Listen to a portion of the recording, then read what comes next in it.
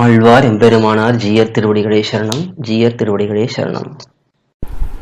சாஸ்திரப்படி எல்லா ஆத்மாக்களும் ஸ்திரீ என்று சொல்லப்பட்டால் அப்படி எதற்காக சாஸ்திரத்திலே ஆத்மாவை அவன் இவன் என்று ஆணை போலே சொல்லப்பட்டிருக்கு?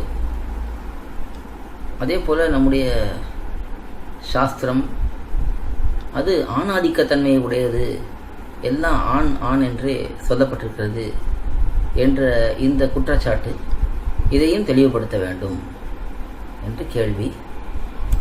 அதாவது ஜீவாத்மா புருஷன்தான், ஜீவாத்மாவும் சரி பரமாத்மாவும் சரி புருஷத்தன்மையை உடையவர்களாகத்தான் காட்டப்படுகிறார்கள். பரமாத்மாவும் பரமபுருஷன் என்று சொல்லப்படுகிறான், ஜீவாத்மா புருஷன் என்று சொல்லப்படுகிறான்.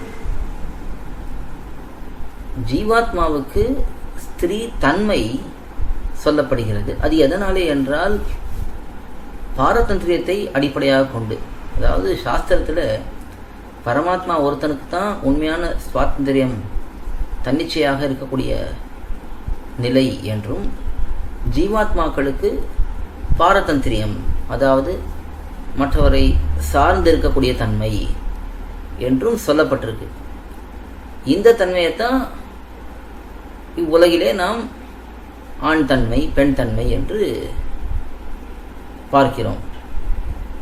பொதுவாக இதை வேணால் நாம் ஆணாதிக்க தன்மை என்று சொல்லலாம். ஆண் என்றால் தன்னிச்சையாக முடிவெடுப்பவன், பெண் என்றால் சார்ந்து இருப்பவள், இப்படி சொல்கிறது வேணால் ஆணாதிக்கம்னு சொல்லலாம். ஆனால் அது உண்மை நிலை அப்படித்தான் இருக்குது. பல இடங்களிலே பல காலமாக அப்படித்தான் இருந்திருக்கு. இன்றைக்கி வேணால் சில விஷயங்கள் மாறலாம். அதனால் சிலர் நாங்களும் இப்படித்தான் ஆண்களுக்கு சமம் என்றெல்லாம் சொல்லுகிறார்கள். சாமியம் அதாவது உடம்பை வைத்து தான் இந்த வேறுபாடு எல்லாம்.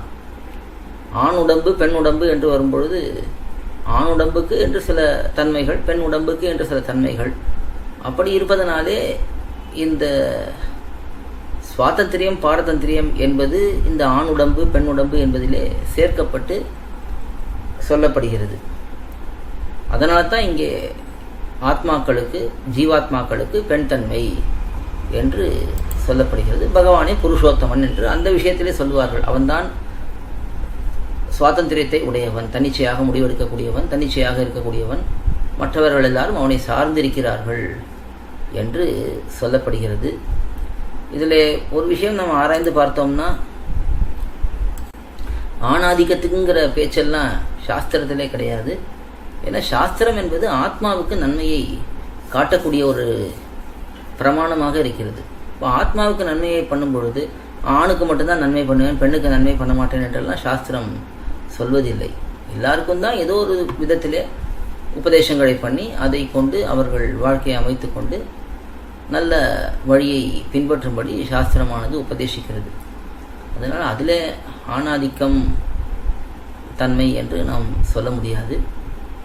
ஆனால் இந்த இடத்துல ஆண் பெண் என்று வரும்பொழுது அது பகவானை புருஷோத்தமனாகவும் மற்ற ஆத்மாக்களை ஸ்திரீ பிராயமாகவும் சொல்லுவதுங்கிறது இந்த சுவாதந்திரியம் பாரதந்திரியம் என்ற நிலையிலே தான். ஆனால் ஏற்கனவே நாம் பார்த்துருக்கோம், ஆத்மாவுக்கு அழியாத பேர் அடியானியரே என்று, அடிமையாக அடியவனாக இருப்பது தான் ஆத்மாவுக்கு நிரந்தரமாக இருக்கக்கூடிய தன்மை, அதுதான் அவனுக்கு எப்பொழுதும் இருக்கக்கூடிய பேர் என்று சொல்வதனாலே ஆத்மா என்பவன் புருஷன் என்பது நன்னா தெரிகிறது. அதில் இந்த ஸ்திரீ தன்மை பாரதந்திரியத்தை காட்டுவதாக இருக்கிறது.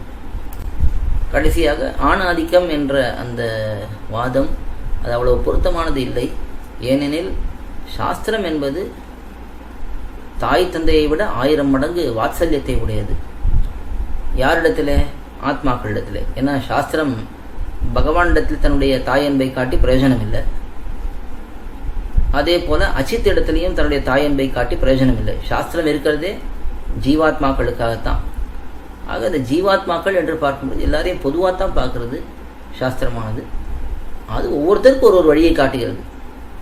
ஆணாக இருந்தால் இந்த வழி, பெண்ணாக இருந்தால் இந்த வழி, பிராமணனாக இருந்தால் இந்த வழி, சத்திரியனாக இருந்தால் இந்த வழி, வைசியனாக இருந்தால் இந்த வழி, சூத்திரனாக இருந்தால் இந்த வழி, நாஸ்திகனாக இருந்தால் அவனுக்கு கூட ஏதோ வழி காட்டுறது. எப்படியோ ஒரு நம்பிக்கையை அவனுக்கும் வரும்படி பண்ணுகிறது.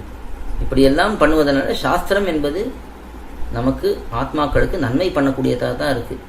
அதில் ஆண் பெண் என்ற வித்தியாசத்தை வைத்து ஒருத்தரை தாழ்த்துவது ஒருத்தரை உயர்த்துவதுங்கிறதுலாம் கிடையாது.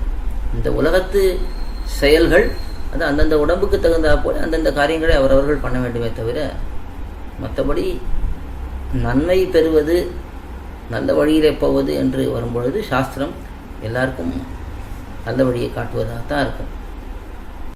ஆழ்வார் எம்பெருமானார் ஜீயர் திருவடிகளே சரணம். ஜீயர் திருவடிகளே சரணம். கோயில் KOYIL என்னும் ஆப்பை கூகுள் பிளே ஸ்டோரில் இருந்தோ ஆப்பிள் ஆப் ஸ்டோரில் இருந்தோ டவுன்லோட் செய்து இது போன்ற சம்பிரதாய விஷயங்களை கேட்டு மகிழலாம். எங்கள் வலைத்தளம் koil.org KOYIL.org